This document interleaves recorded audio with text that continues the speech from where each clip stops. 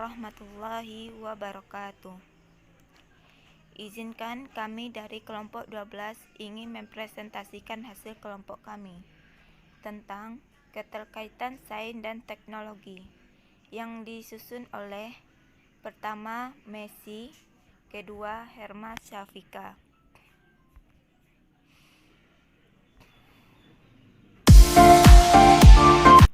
Pendahuluan. Pada awal perkembangannya, teknologi berbasis pengalaman. Namun, pada perkembangan selanjutnya, teknologi menjadi aplikasi pengetahuan sains untuk tujuan praktis. Pada fase lanjut, relasi sains dan teknologi bersifat timbal balik. Sains menjadi sumber pengetahuan bagi pengembangan desain teknologi, dan teknologi menghasilkan instrumen yang memungkinkan riset sains lebih akurat dan presisi.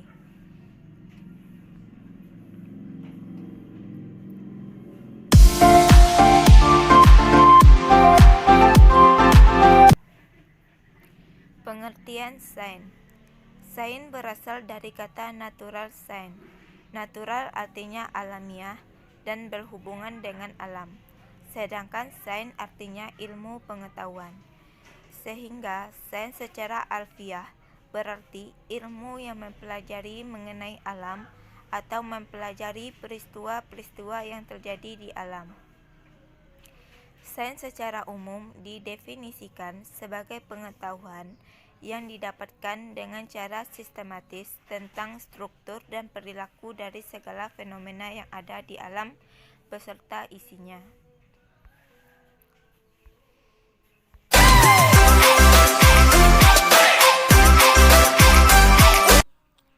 Pengertian teknologi. Kata teknologi berasal dari bahasa Latin, tek dan logi.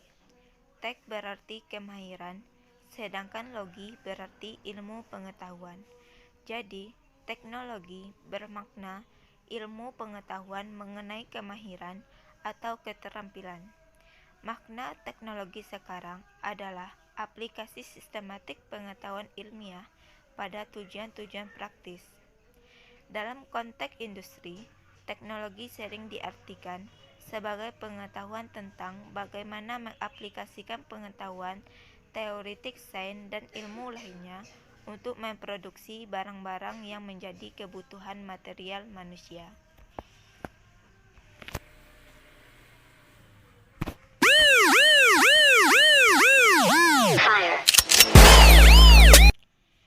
Peranan teknologi. Teknologi diciptakan untuk mengatasi berbagai keterbatasan kemampuan fisik manusia, sehingga manusia mampu mengerjakan pekerjaan-pekerjaan yang asalnya di luar jangkauan kemampuan fisik manusia. Teknologi berperan memperkuat kemampuan manusia, baik kemampuan otot, otak, indera, komunikasi, dan kendali. Dengan pengetahuan dan akalnya, manusia mengkreasi alat-alat untuk mengatasi keterbatasannya.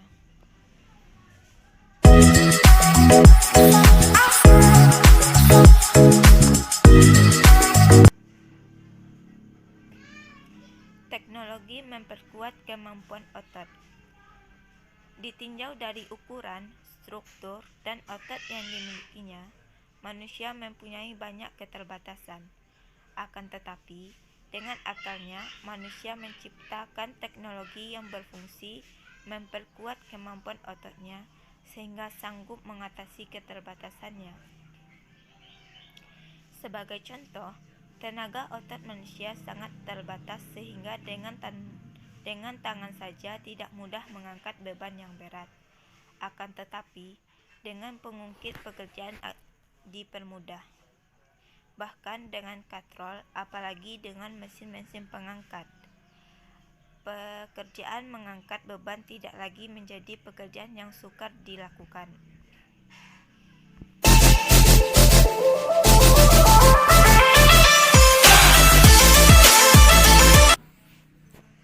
Teknologi memperkuat kemampuan otak.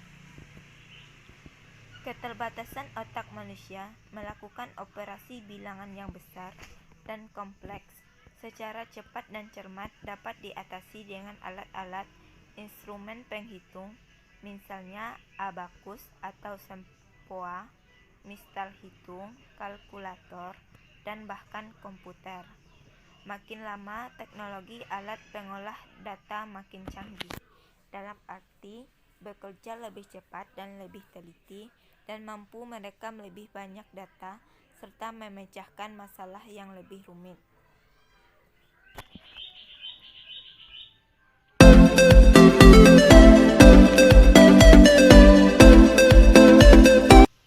Teknologi memperkuat kemampuan indera. Manusia memiliki panca indera, yang dengan indera-indera itu manusia dapat mengatur fungsi internal tubuhnya, serta berkomunikasi dengan dunia luar. Namun, demikian kemampuan indera manusia terbatas.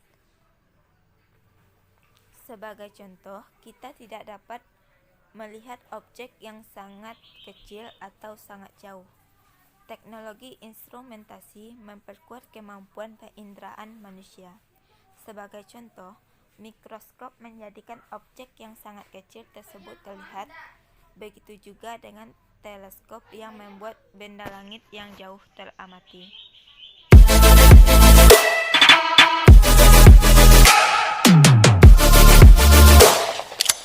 Teknologi memperkuat kemampuan kendali. Kehidupan manusia tidak terlepas dari kendali atau kontrol. Dalam tubuh kita terdapat sistem kendali terhadap temperatur tubuh, denyut nadi, kadar glukosa darah, tekanan darah, kadar kolesterol, dan lain-lain. Pada waktu kita menulis, kita mengendalikan posisi dan gerakan pensil untuk menghasilkan tulisan yang dikehendaki. Namun, pengendalian pesawat terbang modern atau bahkan pesawat ruang angkasa merupakan pekerjaan yang rumit di luar batas kemampuan manusia. Dalam hal ini, teknologi diperlukan untuk memperkuat kemampuan kontrol manusia. Dance.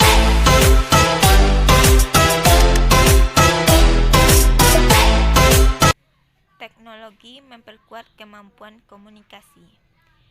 Komunikasi antar manusia tidak dapat selalu dilakukan melalui tatap muka dengan semakin tingginya mobilitas manusia. Teknologi komunikasi dikembangkan untuk memperkuat kemampuan komunikasi manusia. Perkembangan terbaru dari teknologi informasi dan komunikasi memungkinkan komunikasi berjarak dengan konten berupa teks dan audio visual melalui telepon pintar.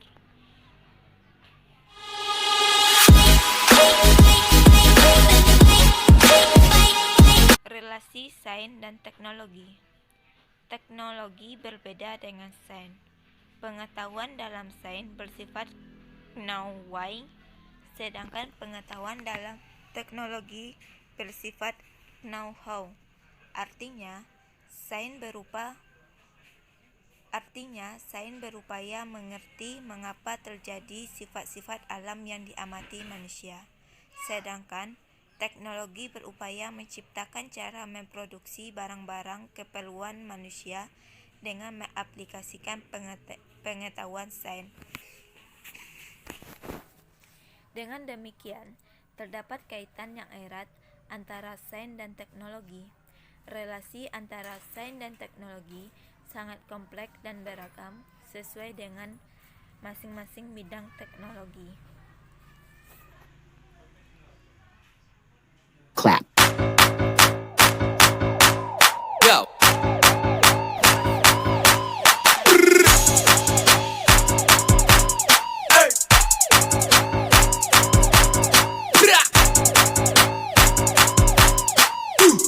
Fase pertama.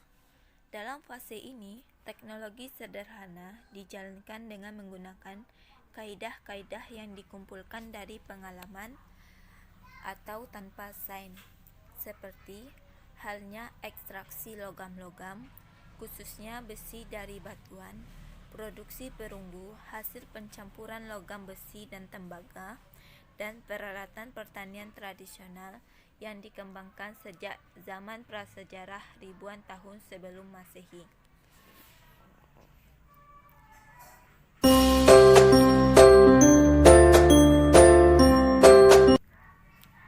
Fase kedua.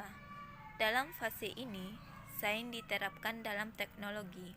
Kemajuan teknologi menghasilkan persoalan-persoalan yang memerlukan pendekatan keilmuan sains. Pengetahuan sains diterapkan untuk meningkatkan mutu produk teknologi.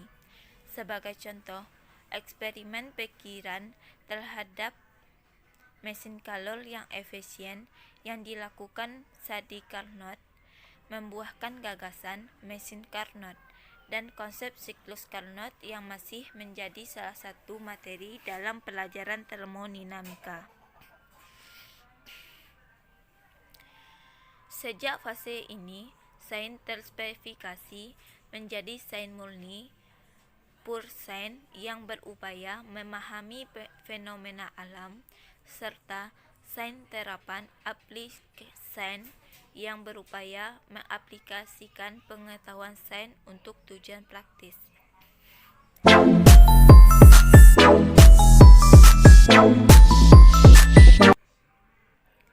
Fase ketiga. Fase ini terjadi mulai awal abad ke-20. Kaitan antara sains dan teknologi terjadi secara simbiotik. Masing-masing berkontribusi dan bergantung pada yang lain. Sehingga dapat dikatakan sains dan teknologi saling membantu. Desain teknologi dikembangkan dengan menggunakan hukum-hukum sains, sedangkan penggunaan produk teknologi dalam riset sains memberikan data yang lebih cepat dan cermat.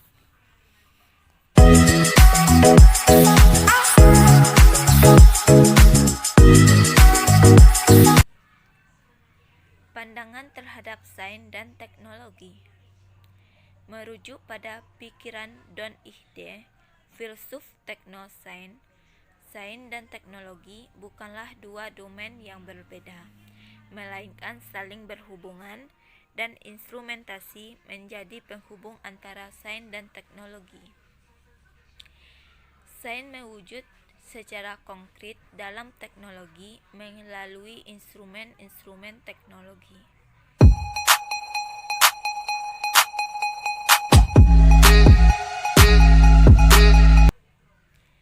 Kontribusi sains dan teknologi. Brooke tahun 1994 menjelaskan kontribusi sains terhadap teknologi serta kontribusi teknologi terhadap sains. It's my life.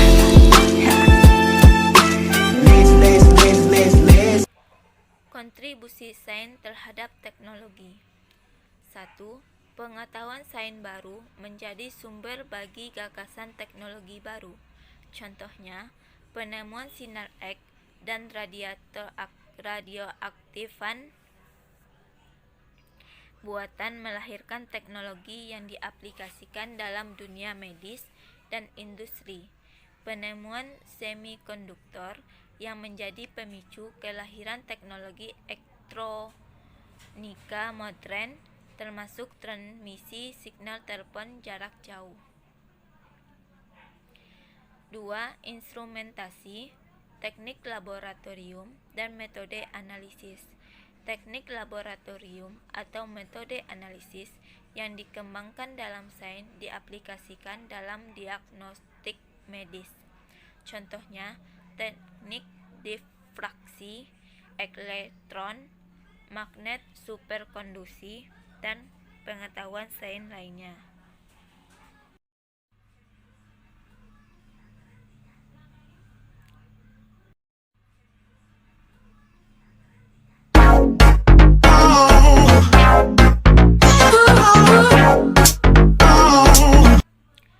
Kontribusi teknologi terhadap sains. 1. Terobosan teknologi menjadi sumber tantangan bagi penemuan sains, seperti hanya pada kasus mesin uap yang memunculkan tantangan bagi discovery dalam fisika. 2. Instrumentasi dan teknik-teknik pengukuran. Contohnya, instrumen-instrumen komersial adalah lebih akurat dan presisi, superior dibanding instrumen yang dibuat sendiri. Ini berdampak pada revolusi dalam berbagai bidang sains.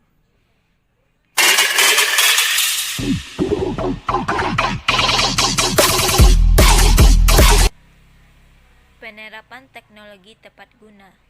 Dewasa ini, negara-negara berkembang lebih memilih konsep teknologi tepat guna, yakni teknologi yang sesuai dengan kondisi sosial, ekonomi, dan geografi lokasi teknologi diterapkan. Secara umum, kriteria ketepatgunaan teknologi untuk suatu bangsa adalah kesesuaian dengan kondisi ekonomi, kualitas sumber daya manusia, keberadaan sumber daya alam, material dan energi yang tersedia, sesuai dengan budaya, serta tidak menimbulkan pencemaran lingkungan.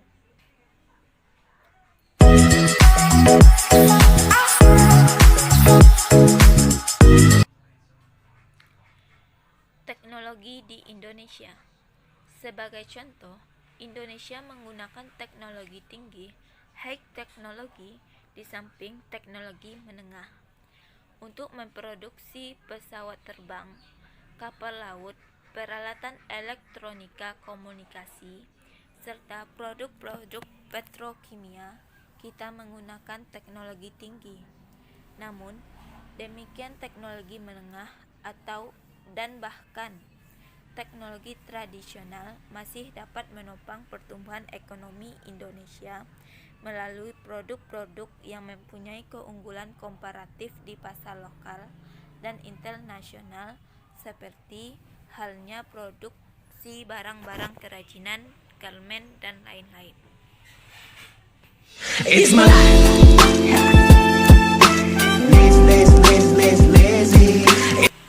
Perkembangan teknologi di Indonesia. Dalam kaitan dengan desain besar pengembangan teknologi di Indonesia, Habibie menyatakan bahwa proses transformasi bangsa Indonesia ke arah bangsa berteknologi maju direncanakan melalui 4 tahap transformasi, yakni yang diawali dengan alih teknologi untuk memberikan nilai tambah, kemudian integrasi teknologi-teknologi yang ada bagi pengembangan desain memproduksi produk baru, pengembangan teknologi untuk menghasilkan produk masa depan, dan melakukan riset dasar untuk pengembangan teknologi lebih lanjut.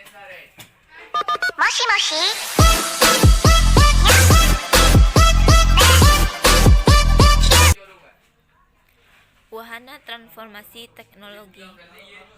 Keempat tahap transformasi tersebut dilakukan melalui wahana transformasi teknologi, yakni industrialisasi yang terarah pada pemberian nilai tambah bagi kekayaan alam Indonesia, pertumbuhan ekonomi, wawasan Nusantara, serta perkembangan politik.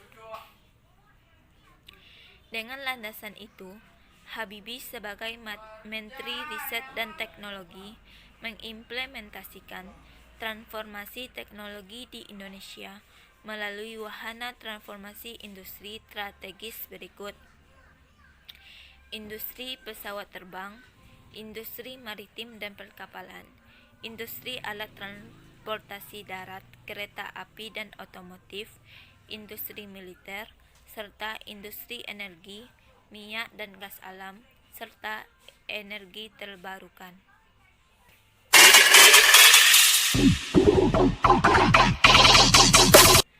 Kesimpulan, kemajuan sains dan teknologi adalah sesuatu yang tidak dapat dipisahkan dalam kehidupan, karena kemajuan sains dan teknologi akan berjalan sesuai dengan peningkatan kebutuhan manusia.